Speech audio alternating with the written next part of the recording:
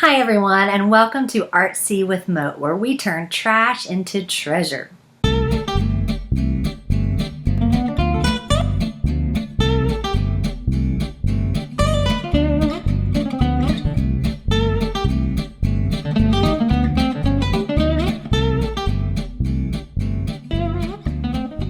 Well, today I wanted to make a craft using this plastic cup.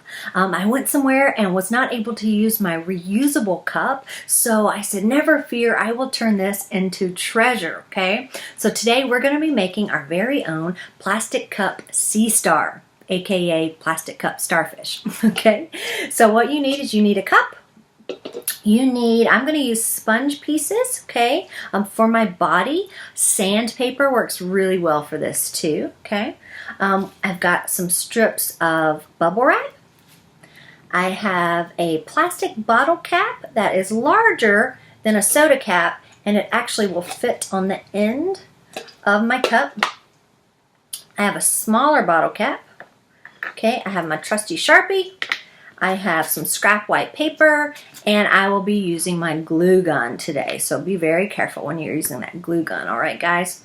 Okay, so first thing we're gonna do is make the body of the sea star.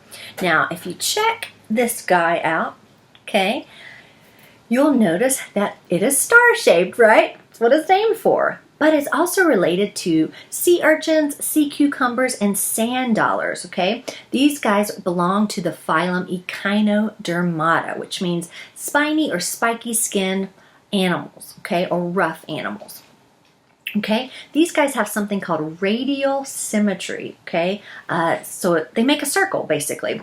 And they have 5 equal parts. So as humans, we have bilateral symmetry. We have 2 equal parts, right? So these guys have 5. So that's what we're going to do first. So what you want to do is you want to kind of draw a star shape on the end of your cup, and then extend it down to the sides, okay? And if it's not perfect, again, no big deal, okay? So first thing is you're going to kind of make a little star shape. Again, you're splitting the bottom of this into 5 equal parts, okay? See that star shape? And then just to make it a little easier, I'm going to extend that down, okay, from each of the sides. Okay, just to kind of guide me where I need to cut, okay? Now once you get these, you're going to end up cutting out the arms of the sea star, okay? Now, sea stars have so many cool features. We're going to learn about some of those things as we go. Okay, so I've got my lines all traced, ready to go.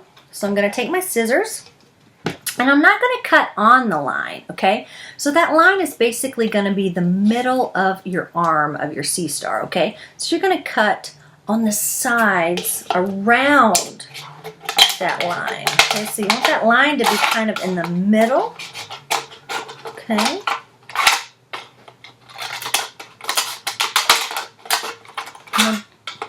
You'll do that all the way around. So see, it'll kind of start to look like this. Okay, so you want to make sure the pieces that have the line, you don't cut off. The pieces that don't have the lines, you're going to cut those away. Okay, so just cut those away. Okay. All right.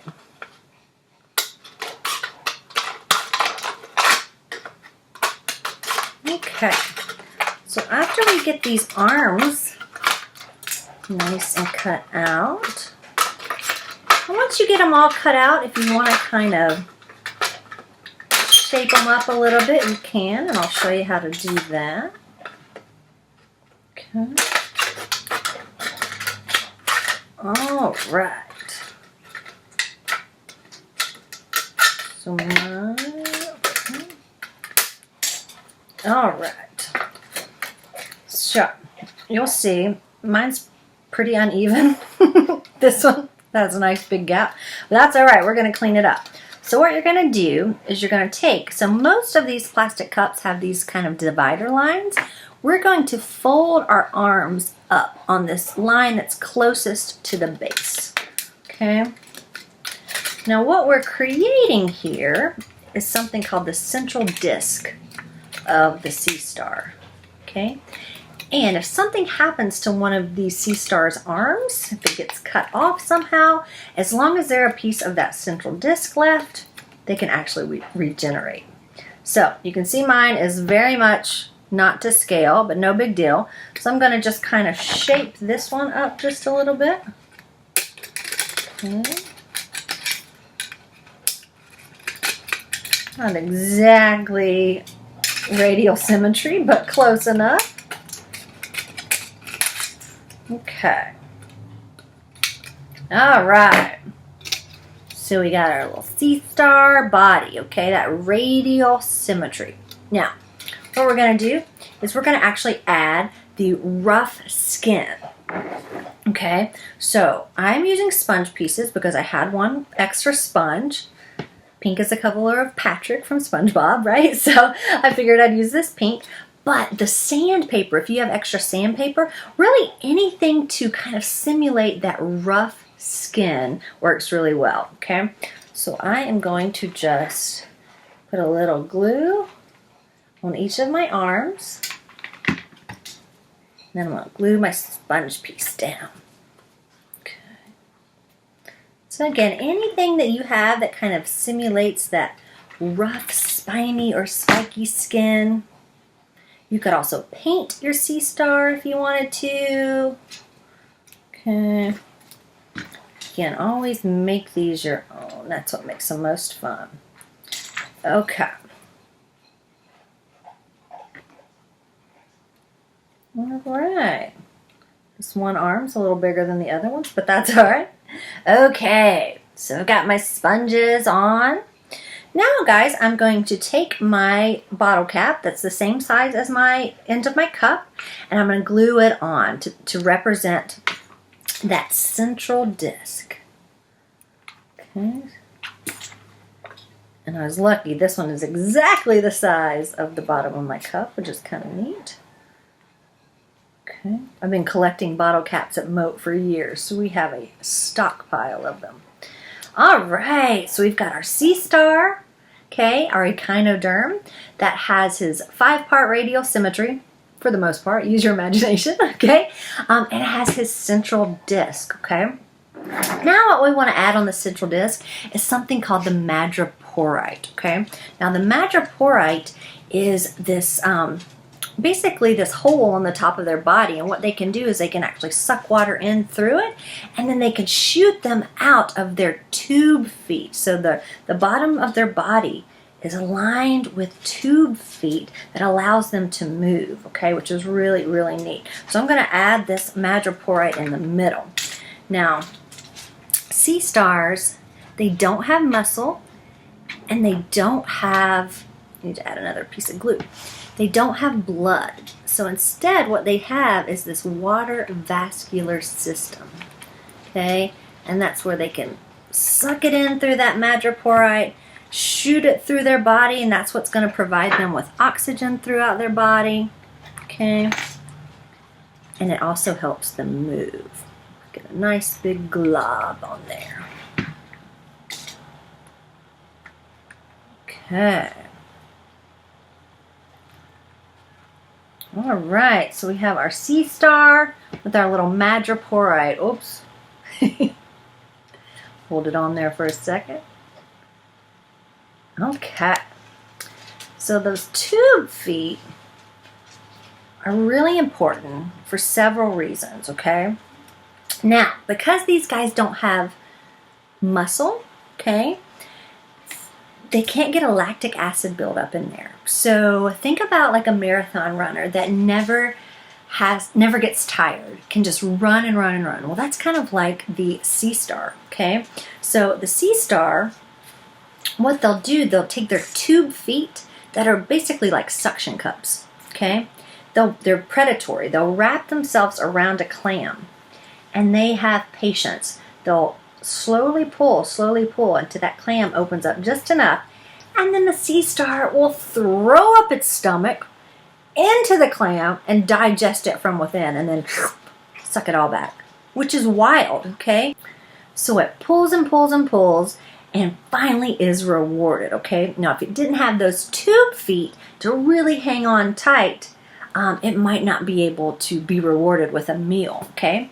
Also think about sea stars that live on the West Coast. They don't have as big an issue here in Florida, but on the West Coast, think about how rough the terrain is and how rocky it is and how wavy it is. That tube feet allows them to basically stick themselves onto the shore and go nowhere, okay?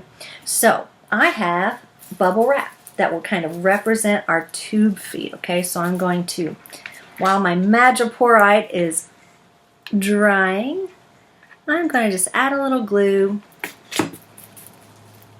And you could add this stuff with just Elmer's glue. I don't think you necessarily need the hot glue. Okay. The tube feet. Okay. One more. And again, you could use anything here that kind of represented, kind of looked like little tubes. If you had old beads or something like that, that would be nice. Okay, we are getting there. Oh, I have hot glue everywhere. Okay, so we've got our tube feet, we have our madreporite, our central disc, we have our rough skin, okay? So now what we're gonna add are the eye spots. Now, sea stars don't really see like you and I. They can detect light, okay? So if you guys close your eyes and then wave your hand in front of your face, typically you can tell when the hand is in front of your eyes, right? Especially the brighter the room that you're in. This is kind of how sea stars and other echinoderms see. They detect shadows, which could be a predator or prey. Okay, so we're going to add, even though their eyes don't look like ours, and their eye spots are found on the end of each arm, okay? So like I said, even though they don't look like ours, we're still going to kind of make them look like ours just because this is a craft and we want to be silly, okay? So if you're not good at drawing circles, you can use anything, a coin, a bottle top, whatever, and you're going to make 5, sorry. 5 circles, all the same size, and I'm going to draw them to look like an eye. Okay. Now you guys know I like to challenge myself to use 100% or 90%, because the glue is not, 100% recycled materials, but if you have googly eyes, then you can use that for here. Okay, so I'm going to cut out our eye spots.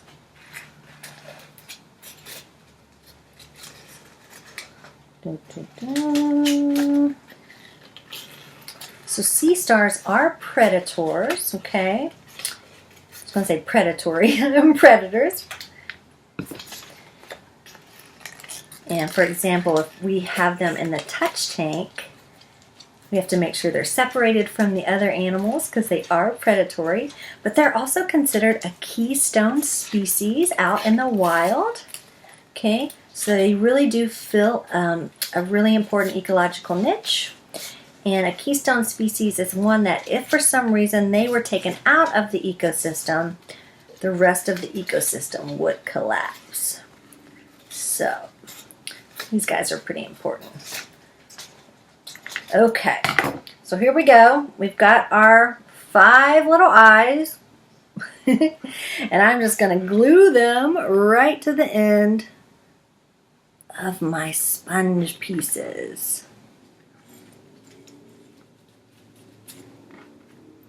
So they can detect light.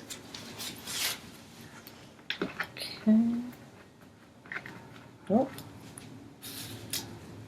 One more or 2 more.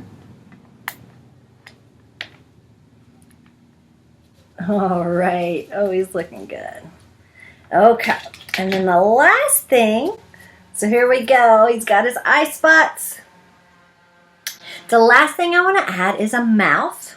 And you guys can get creative because like I said, they mouths underneath. Okay. If you check out my diagram of sea stars.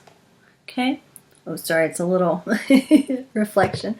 The mouth is going to be on the back side, basically. So if you guys turn this around, okay, the mouth is going to be located right there, and he's going to wrap his arms around his clam or whatever he's going after. Okay, so I'm just using a little piece of recycled foam.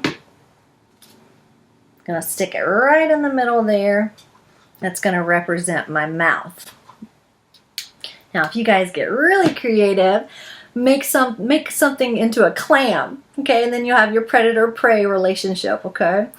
So check him out, ladies and gentlemen. This is our Echinoderm, our sea star, made from a plastic cup. I can't wait to see what you guys come up with. If you make one, please post it and tag us. Hashtag ArtSEA with Mote. We'd love to see what you come up with. Thank you so much. I'll see you next time.